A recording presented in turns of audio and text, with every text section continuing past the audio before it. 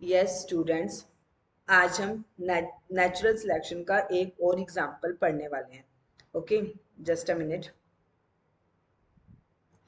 Another interesting observation supporting evolution by natural selection comes from England. Evolution मतलब कि एक natural selection से होता है. इसका एक और एग्जाम्पल देखने को मिला था जो कि इंग्लैंड में था. Okay, in a collection of moths made in 1850s, that is before industrialization set in. 1850s में क्या किया गया था? 1850s का टाइम ऐसा था, मतलब कि उस टाइम जो था इंडस्ट्रियलाइजेशन नहीं था इतना. ठीक है, इंडस्ट्रियलाइजेशन से पहले वाला टाइम. वहां पे क्या किया गया? इंग्लैंड में मॉथ्स को कलेक्ट किया गया. It was observe that there were more white wing moths on trees than dark winged और मिलेनाइज्ड मॉथ. उस टाइम क्या ऑब्जर्व किया गया कि जो ट्रीज है ना, ट्रीज में वाइट कलर की, वाइट विंग की मॉथ ज्यादा है.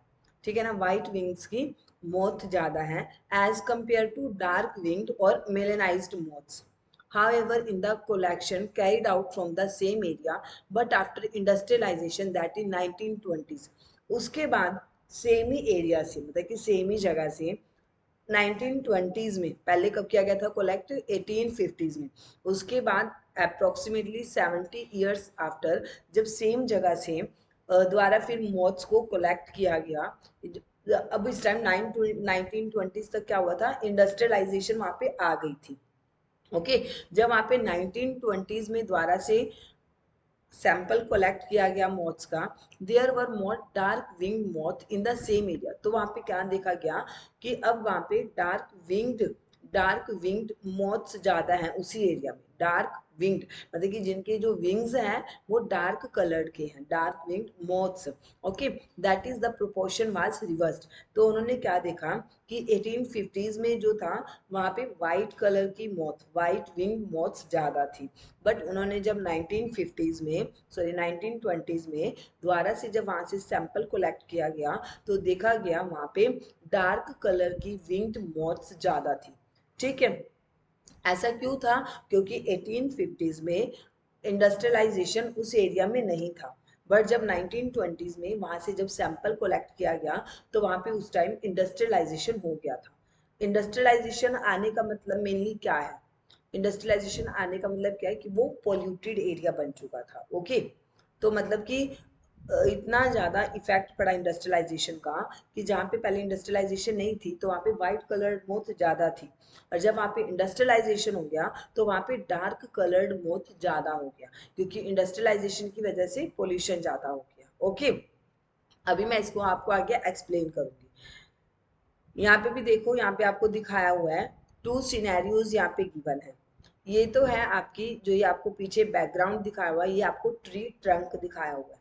ठीक है, किसी पेड़ की ट्रंक दिखाया हुआ है कि जब ये डार्क कलर का हो गया. डार्क कलर का कब हुआ? ये जब इंडस्ट्रियलाइजेशन हुआ. इंडस्ट्रियलाइजेशन की वजह से डार्क कलर का क्यों हुआ?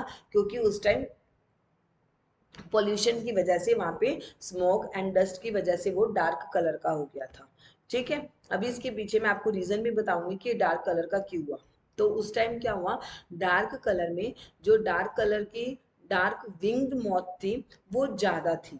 ओके, एंड ये आपका बिफोर बिफोर इंडस्ट्रियलाइजेशन है. बिफोर इंडस्ट्रियलाइजेशन जो आपकी ट्री ट्रंक थी वो मतलब कि थोड़ा लाइट कलर का था. ओके, तो वहां पे white coloured moths, white winged moths जो थी वो ज्यादा थी. ओके, अब इसके आगे का जो रीजन है वो मैं अभी आपको आगे बताने वाली हूँ. The explanation put forth for this observation was that predators will spot a moth against a contrasting background. ये जो डिफरेंस है प्री इंडस्ट्रियलाइजेशन और पोस्ट इंडस्ट्रियलाइजेशन, ये किसकी वजह से आया? क्योंकि जो प्रीडेटर्स थे ना वो मतलब कि कॉन्ट्रास्ट में अपने प्रे को ज़्यादा कैप्चर करते थे. ओके, अब जैसे सपोज करो यहीं पे है ये बिफोर इंडस्ट्रियलाइजेशन वाली कंडीशन है. ठीक है, जब इंडस्ट्रियलाइजेशन नहीं हुआ था तो उस टाइम पोल्यूशन नहीं था, पोल्यूशन नहीं था वहां पे. तो उस टाइम वाइट कलर की मौत, वाइट विंग मौत ज्यादा थी. ओके, एंड उनको ना ये वाइट विंग मौत जो थी ये अपने बैकग्राउंड के साथ कैमोफ्लाज हो जाती थी, मतलब हाइड कर जाती थी. ओके, एंड जो डार्क कलर मौत थी ये प्रीडेटर्स को इजिली, मतलब इजिली पता चल जाता था कि yes it's a moth. Okay, तो वो इस पे प्रीडेटर्स जो थे उसको प्रे को कैप्चर कर लेते थे। ओके, बट यहाँ पे क्या है, यहाँ पे ये जो इसका बैकग्राउंड है ये भी डार्क कलर का है, तो इसमें जो डार्क कलर्ड मोथ है, डार्क विंग्ड मोथ जो है वो यहाँ पे कैमोफ्लेज हो जाती थी, हाइड हो जाती थी। ठीक है, तो इसीलिए इस time after fertilization, after sorry after after industrialization क्या हुआ कि जो डार्क विंग्ड मॉथ थी वो अपने बैकग्राउंड के साथ कैमोफ्लेज कर जाती थी, मतलब कि हाइड कर जाती थी, वो इनमें डिफ्रेंशिएट नहीं कर पाते थे इनके प्रीडेटर से। ठीक है, तो वो वाइट कलर की मॉथ उनको दूर से ही नजर आ जाती थी और वो इसको कैप्चर कर लेते थे। Okay, during post industrialization period, जैसे ही मतलब कि इंडस्ट्रियलाइजेशन वहाँ पे इंडस्ट्रीज वहाँ पे सेट हो गई, the tree trunks became dark due to industrial smoke and soots. And जो ये ट्री की ट्रंक है ये कैसी हो गई, स्मोक एंड सूट की वजह से, स्मोक की वजह से क्या हुआ, ये डार्क कलर की हो गई। Under this condition the white wing moth did not survive due to predators. अब क्या हुआ कि जो प्रीडेटर्स थे वो इसको वाइट कलर मोथ को अच्छे से मतलब कि देख सकते थे कि यहाँ पे ये वाइट कलर्ड मॉथ है, तो वो उस पर अच्छे से इसको कैप्चर कर लेते थे। ठीक है, तो इस वजह से क्या हुआ, जो व्हाइट कलर्ड मॉथ थी उस पे तो प्रीडेटर्स ने कैप्चर करते रहे इसको, उसको तो वो ईट करते रहे, प्रे करते रहे, अपने प्रे को कैप्चर करते रहे। बट जो डार्क कलर की मॉथ थी पोस्ट इंडस्ट्रियलाइजेशन, वो अपने बैकग्राउंड में ही हाइड कर गई, प्रीडेटर्स को मतलब कि पता नहीं लगा कि यहाँ पे ये मॉथ प्रेजेंट है। ठीक है, तो इनकी जो पॉपुलेशन थी ये इंक्रीज हो गई। Okay, before industrialization setting, but industrialization से पहले क्या था, thick growth of almost white coloured lichens covered the trees. In that background, the white-winged moth survived, but the dark-colored moth were picked out by the predators. अब before industrialization क्या case है, before industrialization क्या है, वहाँ पे कोई भी pollution नहीं था। ठीक है, before industrialization कोई pollution नहीं था, इसीलिए जो ट्री की ट्रंक थी वो लाइकेंस की प्रेजेंस की वजह से वाइट कलर की थी। अब वहाँ पे पोल्यूशन तो था नहीं, तो वहाँ पे लाइकेंस जो थे वो अच्छे से ग्रो कर रहे थे ट्री ट्रंक पे, इसी वजह से जो ट्री की ट्रंक थी वो वाइट कलर की थी। जब ट्री की ट्रंक वाइट कलर की थी, जो वहाँ पे वाइट कलर की मौत थी वो अच्छे से कैमोफ्लाज करी थी, वो वहाँ पे हाइड कर पा रही थी। इसी वजह से क्या हो रहा था उस टाइम, जो प्रीडेटर्स थे वो वाइट कलर की जो मौत थी उसको कैप्चर नहीं कर पा रहे थे, क्योंकि वो वहाँ पे अपने बैकग्राउंड के साथ ही हाइड कर रही थी। ठीक है, बट जहाँ पे डार्क विंग्ड मौत थी, post before before before sorry before industrialization, okay, तो वो यहाँ पे हाइड नहीं कर पा रही थी, तो इस टाइम इस पे ज्यादा वो कैप्चर कर रही थी। ओके, एंड आपको एक चीज और पता होना चाहिए कि लाइकन सिर्फ वहीं पर ग्रोथ करते हैं जहाँ पर पोल्यूशन नहीं होता। ठीक है, लाइकन्स जहाँ पे अगर ग्रो कर रहे हैं तो इसका मतलब क्या है कि वो पोल्यूशन से बचा हुआ है, वहाँ पे पोल्यूशन नहीं है उस एरिया में, क्योंकि लाइकन्स वहीं पे ग्रो करते हैं जहाँ पर पोल्यूशन नहीं होता। Okay, do you know that lichens can be used as industrial pollution indicator. ठीक है, क्या आपको पता है कि जो लाइकन्स होते हैं ये एक इंडस्ट्रियल पोल्यूशन इंडिकेटर माने जाते हैं। They will not grow in area that are polluted. जो आपके लाइकन्स होते हैं ना वो पोल्यूटेड एरिया में ग्रो ही नहीं करते। Hence moth that were able to camouflage themselves that is hide in the background survived. इसलिए जो मतलब जो मोथ्स वहाँ पे लाइकन्स की प्रेजेंस की वजह से जो वहाँ पे हाइड कर रही थी, जो वहाँ पे कैमोफ्लाज कर रही थी, वो वहाँ पे प्रोटेक्ट हो रही थी। ठीक है, एंड जो ये डार्क कलर की मोथ थी वहाँ पे कैमोफ्लाज नहीं कर पा रही थी एंड वो सर्वाइव कर गई। This understanding is supported by the fact that in areas where industrialization did not occur, for example in rural areas, the count of melanic moths was low. इसलिए ये आप यहाँ से अंडरस्टैंड कर सकते हैं कि जिन एरिया में इंडस्ट्रियलाइजेशन नहीं होता, मतलब कि फॉर एग्जांपल जो कि रूरल एरियाज होते हैं, वहाँ पे जो मिलेनिक जो डार्क कलर की मौत होती है वो वहाँ पे कम होती है। ठीक है, क्योंकि वहाँ पे पोल्यूशन नहीं है। अगर वहाँ पे पोल्यूशन नहीं है तो वहाँ पे आपकी जो ट्री ट्रंक है वहाँ पे लाइकेंस ग्रो कर रहे हैं, एंड लाइकेंस की ग्रोथ की वजह से जो आपकी ट्री ट्रंक है वो वाइट कलर का है। ओके, एंड अगर आपकी ट्री ट्रंक वाइट कलर का है तो वहाँ पे वाइट कलर की वाइट विंग्ड जो मोथ है वो वहाँ पे अच्छे से हाइड कर पा रही है, और डार्क कलर की मोथ जो है वहाँ पे हाइड नहीं कर पा रही, इसलिए उनका जो प्रीडेटर होता है वो इन्हें इजिली कैप्चर कर लेता है। ओके, एंड जो वाइट कलर की मोथ है वो अपने आप को प्रोटेक्ट कर जाती है। This showed that in a mixed population, This showed that in a mixed population, those that can better adapt, survive and increase in population size. इसलिए क्या होता है कि हमारे पास जो इससे हमें ये पता चलता है कि जो मिक्स्ड पॉपुलेशन होती है ना, मिक्स्ड पॉपुलेशन यहाँ पे किस किस की गिवन है आपको, एक तो डार्क विंग मोथ एंड एक है व्हाइट विंग मोथ। ठीक है, दूज दैट कैन अडेप्ट, मतलब कि जो अच्छे से वहाँ पे अडेप्ट कर पाएगी, ठीक है, सर्वाइव, वो वहाँ पे सर्वाइव करेगी एंड अपनी पॉपुलेशन का नंबर भी इंक्रीज कर लेगी। Remember that no variant is completely wipe out. और ऐसा ये चीज याद रखना है कि कोई भी वेरिएंट जब मतलब कि कंप्लीटली नहीं वहां से वाइप आउट होता, मतलब कि कंप्लीटली नहीं वहां से खत्म होता वो। ठीक है, similarly excess use of herbicides, pesticides etc has only resulted in selection of resistant variants in such just a minute, पहले मैं आपको यही बताती हूँ आगे। पहले मैं आपको यही एक्सप्लेन करती हूँ पिछले जो भी मैंने आपको मॉथ्स के बारे में बताया। एक बार जस्ट आप इसकी एक्सप्लेनेशन सुनो। ओके, मैं आपको दो कंडीशंस दूंगी। एक तो है आपके पास बिफोर इंडस्ट्रियलाइजेशन, कि जब इंडस्ट्रियलाइजेशन नहीं होता किसी एरिया में, जब वहाँ पे इंग्लैंड में इंडस्ट्रियलाइजेशन नहीं था, मतलब 1850s में, वहाँ पे चाहे 1850s की बात कर लो चाहे 1950s की बात कर लो 1920s की बात कर लो, तो वहाँ पे टू टाइप्स की मौत पाई जाती थी। एक तो डार्क विंग्ड मौत एंड एक वाइट विंग्ड मौत। ठीक है, वहाँ पे टू टाइप्स की मौत प्रेजेंट थी। बट जब हमने बिफोर इंडस्ट्रियलाइजेशन देखा, बिफोर इंडस्ट्रियलाइजेशन उस एरिया में पॉल्यूशन नहीं था, तो वहाँ पे लाइकन्स अच्छे से ग्रो कर रहे थे ट्री ट्रंक पे। ओके, एंड वहाँ पे लाइकन्स की ग्रोथ होने की वजह से जो ट्री ट्रंक थी वो वाइट कलर की थी। ओके, ट्री ट्रंक कैसी थी, वाइट कलर की थी, एंड वाइट कलर की ट्री ट्रंक में जो व्हाइट कलर की ट्री ट्रंक में जो व्हाइट कलर की मोथ थी वो अच्छे से कैमोफ्लाज, कैमोफ्लाज का मतलब होता है कि हाइड कर पा रही थी अपने आप को। ओके, वो अपने आप को अच्छे से हाइड कर पा रही थी, एंड इसी वजह से क्या हुआ, जो प्रीडेटर्स थे जो इन पे जो इनको प्रे करते थे, इनको कैप्चर करते थे, वो उनको व्हाइट कलर की मौत इतना अच्छे से वो उसको पॉइंट आउट नहीं कर पाए, तो उन्होंने ज्यादा किसको कैप्चर किया, डार्क कलर्ड की मौत को, डार्क विंग्ड मौत को। ठीक है, तो एज अ रिजल्ट क्या हुआ, जब वो डार्क विंग मौत पे कैप्चर करते रहे तो जो व्हाइट कलर की मौत थी वो पॉपुलेशन में वो नंबर में इंक्रीज कर गई, और जो आपकी डार्क कलर की मौत थी वो एज कम्पेयर टू नंबर में वो डिक्रीज कर गई, बट प्रेजेंट वो भी थी उस टाइम। ठीक है, and the next condition is second आपको केस दिया हुआ है आफ्टर इंडस्ट्रियलाइजेशन, कि जब इंडस्ट्रियलाइजेशन हो गया था वहाँ पे 1920s में।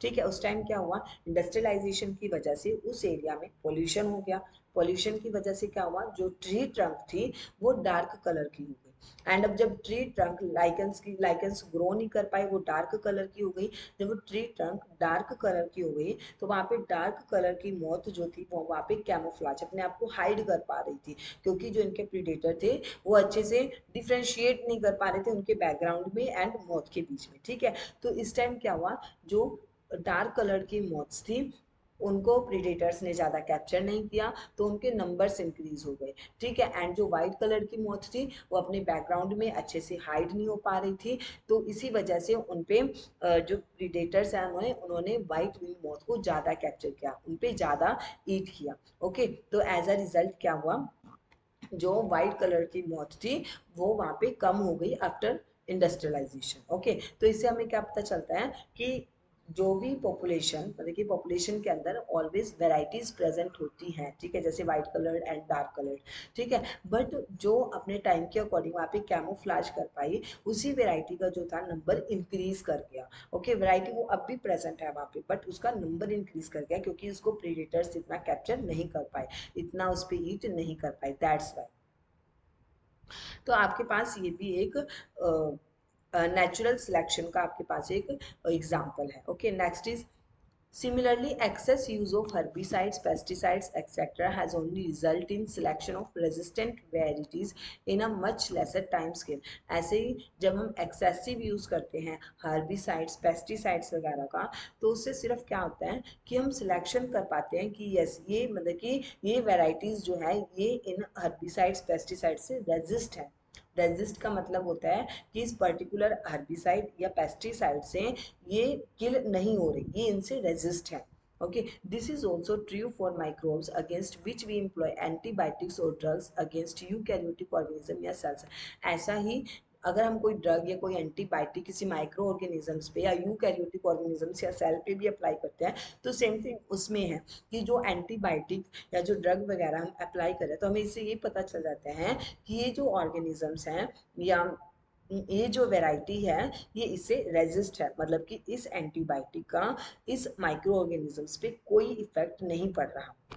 उसने अपने आप को ऐसे इवॉल्व कर लिया है कि उस एंटीबायोटिक से उसको कोई फर्क नहीं पड़ रहा। ओके, हेंस रेजिस्टेंट ऑर्गेनिजम्स या cells are appearing in a time scale of months और ईयर्स एंड नॉट सेंचुरीज। इसलिए जो रेजिस्टेंट ऑर्गेनिजम्स या सेल्स होते हैं वो एक टाइम स्केल के लिए मंथ्स या फिर ईयर्स के लिए सर्वाइव कर जाते हैं, ना कि सेंचुरीज के लिए। These are examples of evolution by anthropogenic actions.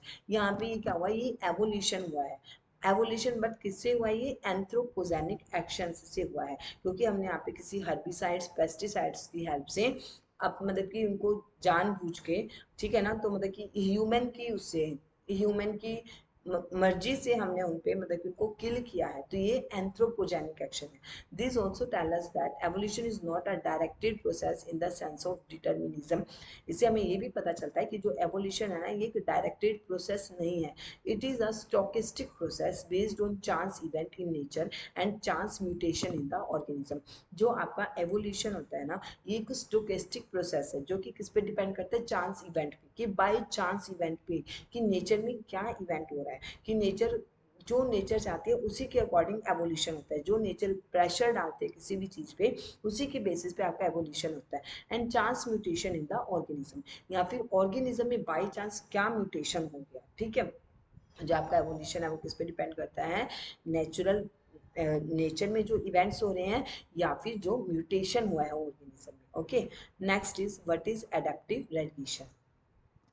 अब हम यहाँ पे बात करेंगे एडेप्टिव रेडिएशन के बारे में। आपका जो इसका नेम है ना एडेप्टिव रेडिएशन, इसी से पहले हम समझते हैं एडेप्टिव मतलब कहीं पे अडेप्ट करना चाहते हैं। ओके, एंड रेडिएशन मतलब रेडिएट होना किसी चीज का, ठीक है ना। इससे क्या होता है कि पहले क्या हुआ कि वो रेडिएट किए एंड फिर वहीं पर जाकर उन्होंने अडेप्ट कर लिया। अडेप्ट होता है कि उसी के अकॉर्डिंग वो रहने लगे। Okay, during his journey Darwin went to Galapagos island. क्योंकि जब मैंने अभी पहले आपको स्टडीज कराया था कि जो डार्विन था वो अपनी HMS बीएगल नामक शिप में बैठकर जब अपनी आइलैंड की मतलब कि वर्ल्ड का टूर्स कर रहा था तो वो कहाँ पे पहुंचे, गैलापागोस आइलैंड में पहुंचे। There he observed an amazing diversity of creatures. वहाँ पे उन्होंने मतलब कि बहुत ज़्यादा क्रिएचर्स की डाइवर्सिटी देखी, मतलब बहुत डिफरेंट डिफरेंट टाइप्स के उन्होंने क्रिएचर्स देखे, डाइवर्सिटी देखी उनमें। ऑफ पर्टिकुलर इंटरेस्ट, अपने पर्टिकुलर इंटरेस्ट से small black birds later called Darwin finches amazed him. मतलब कि जब वो डिफरेंट डाइवर्सिटी देख रहे थे तो उन्होंने एक स्मॉल ब्लैक बर्ड्स को देखा जिनको बाद में बोला गया डार्विन फिंचेस, ठीक है। इन्होंने इसको बहुत ज़्यादा अमेज्ड किया। He realized that there were many varieties of finches in the same island. इन्होंने क्या वहाँ पे नोटिस किया कि ये जो आइलैंड है ना, आइलैंड ये बहुत बड़ा है, ठीक है। उन्होंने क्या नोटिस किया कि इस आइलैंड के अंदर ना मतलब कि बहुत वेराइटीज ऑफ फिंचीज हैं। फिंचीज होते हैं बर्ड्स के, यहाँ पे बहुत वेराइटीज ऑफ बर्ड्स हैं। All the varieties he conjectured evolve on the island itself. उन्होंने क्या कहा कि जो जितनी भी बर्ड की वेराइटीज है ना ये मुझे लगता है कि सिर्फ यहीं से मतलब कि बनी है, यहीं से इनका एवोल्यूशन हुआ है, इवॉल्व हुई है यहीं से ये।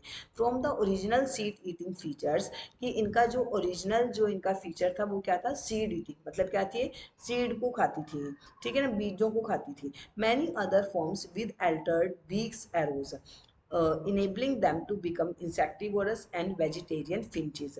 उन्होंने क्या कहा कि पहले सिर्फ ये क्या थी, जो ओरिजिनल ओरिजिनल फिंचेस जो ओरिजिनल बर्ड्स थे वो ओनली सीड ईटिंग थे, ठीक है।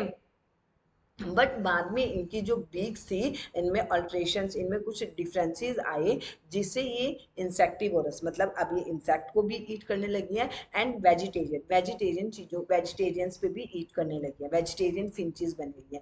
This process of evolution of different species in a given geographical area starting from a point and literally radiating to other areas of geography is called adaptive radiation. इन्होंने इसको adaptive radiation का name दिया। अब मैं आपको यहाँ पे समझाऊंगी this process of evolution of different species. इन्होंने इस प्रोसेस को, जो यहाँ पे इवोल्यूशन हुआ, ठीक है, डिफरेंट स्पीसीज जो यहाँ पे बने एक सेम गिवन जोग्राफिकल एरिया में, मतलब कि एक सेम जोग्राफिकल एरिया में, starting from a point, and इन्होंने मतलब कि एक ही पॉइंट से स्टार्टिंग की थी, starting from a point and literally radiating to other areas of geography. और मतलब कि लिटरली इन्होंने क्या किया, बाद में अलग अलग इसी आइलैंड के अलग अलग जगह पे चली गई, ठीक है, एंड अलग अलग हैबिटेट्स में जाके इन्होंने अडेप्ट कर लिया। इसी को उन्होंने क्या बोला, adaptive radiation. And Darwin's finches represent one of the best example of this phenomena.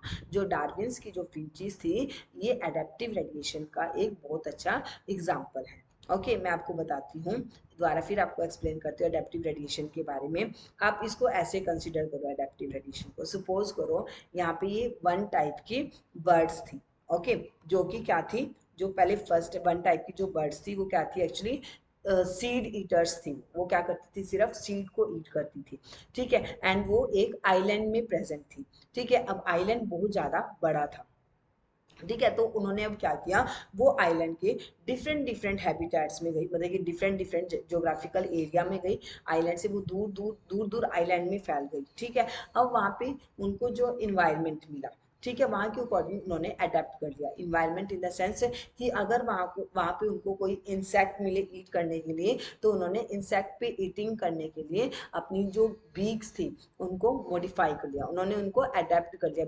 Insects के अकॉर्डिंग अपने उनको बीक्स को मॉडिफाई कर लिया, ठीक है। जहाँ पे उनको वेजिटेरियन थिंग्स पे ईट करना पड़ा, तो उन्होंने वहाँ पे उस हैबिटेट में जाके अपनी जो बीक थी उसी के अकॉर्डिंग उसको अडेप्ट कर लिया। तो इसमें क्या हुआ, उन्होंने वन पॉइंट से, वन जोग्राफिकल एरिया से वो रेडिएट हुई, डिफरेंट डिफरेंट एरियाज में रेडिएट हुई, एंड वहाँ के इन्वायरमेंट के अकॉर्डिंग, वहाँ की रिक्वायरमेंट्स के अकॉर्डिंग इन्होंने अपने आप को अडेप्ट किया, अपनी बीक्स को अडेप्ट किया। तो इसको हम बोलते हैं एडेप्टिव रेडिएशन, मतलब यहाँ पे वो रेडिएट हो गई, डिफरेंट डिफरेंट जगह पे चली गई, आइलैंड के डिफरेंट डिफरेंट जगह पे चली गई, ओके। आपके पास अभी एक एग्जाम्पल हो रहा है यहाँ पे, अभी मैं आपको इससे भी बताती हूँ। Another example is Australian marsupials. Another example क्या है एडेप्टिव रेडिएशन का, ऑस्ट्रेलियन मार्supials। ये रहे आपके मार्supials, ठीक है। A number of marsupials each different from the other evolve from an ancestral stock but all within the Australian island continent, ठीक है। अब यहाँ पे भी क्या हुआ है, जो मार्supials थे ये भी रेडिएट कर गए डिफरेंट डिफरेंट जोग्राफिकल एरियाज में, ठीक है, बट इनका जो एंसिस्टर था ना वो सिमिलर था, ठीक है, एंड वो ऑस्ट्रेलियन आइलैंड कॉन्टिनेंट में ही रेडिएट कर गए, डिफरेंट डिफरेंट जगह पे वहाँ पे रेडिएट कर गए। When more than one adaptive radiation appear to have occurred in an isolated geographical area, जैसे मतलब कि जब एक से ज़्यादा एडेप्टिव रेडिएशन हो जाए एक ही मतलब कि आइसोलेटेड ज्योग्राफिकल एरिया में, तो हम उसको क्या बोलते हैं, adaptive radiation. And one can call this convergent evolution. And ये क्या हुआ, यहाँ पे कन्वर्ज हुए हैं, ठीक है, कन्वर्जेंट एवोल्यूशन हुआ है इनका, यहाँ पे इसको ये किसको भी शो करते हैं, ये कन्वर्जेंट एवोल्यूशन को शो कर रहे हैं, okay. One can tell this convergent evolution. Placental mammals in Australia also exhibit adaptive radiation in evolving into varieties of such placental mammals, each of which appear to be similar to a corresponding marsupials. ठीक है, placental mammals का Australia में एक example हो रहा है, उनमें भी adaptive radiation हुआ है, ये भी varieties of placental mammals बने हैं जो कि अपने उससे सिमिलर है बट स्मॉल दिखते हैं, ठीक है। For example placental wolf and Tasmanian wolf marsupials, okay. Adaptive radiations में मेनली होता क्या है, मैं आपको दोबारा से एक्सप्लेन करती हूँ एक बार और। एडेप्टिव रेडिएशन में क्या है कि वो क्या करते हैं, एक ही पॉइंट से शुरू करते हैं, ठीक है, एक ही पॉइंट से उन्होंने शुरू किया, वो उसी आइलैंड के डिफरेंट डिफरेंट हैबिटेट्स में जाके रहने लगे, वहाँ की हैबिटेट्स के अकॉर्डिंग जो उनको नीड लगी उसके अकॉर्डिंग उन्होंने अपने आप को अडेप्ट कराया, ठीक है। जैसे अब वो था डार्विन्स फिंचीज का ही है, ठीक है। डार्विन्स की जो फिंचीज थी वो मतलब कि सबसे पहले क्या थी, सीड ईटर्स थी, वो सीड पे ईट करती थी। बट जैसे जैसे वो उसी आइलैंड के गैलीपैगोस आइलैंड के डिफरेंट डिफरेंट हैबिटेट्स में ऐसे वो मूव करी, ऐसे रेडिएट करी, तो वहाँ पे जो उनको खाने के लिए जो वहाँ पे अवेलेबल हुआ, तो उन्होंने उसके अकॉर्डिंग इनकी जो बीक्स थी उन्होंने अडेप्ट कर लिया। तो हम इसको क्या बोलते हैं, अडेप्टिव रेडिएशन। अडेप्टिव रेडिएशन में क्या होता है, इनका जो एंसिस्टर होता है वो सिंगुलर होता है, different species in a given geographical area. जो जोग्राफिकल एरिया होता है वो सिर्फ एक गिवन होता है, ये एक पॉइंट से स्टार्ट करती हैं एंड ये यहीं पे रेडिएट कर जाती हैं, इसी को हम बोलते हैं adaptive radiation. Next is biological evolution, हम ये नेक्स्ट पार्ट में पढ़ेंगे।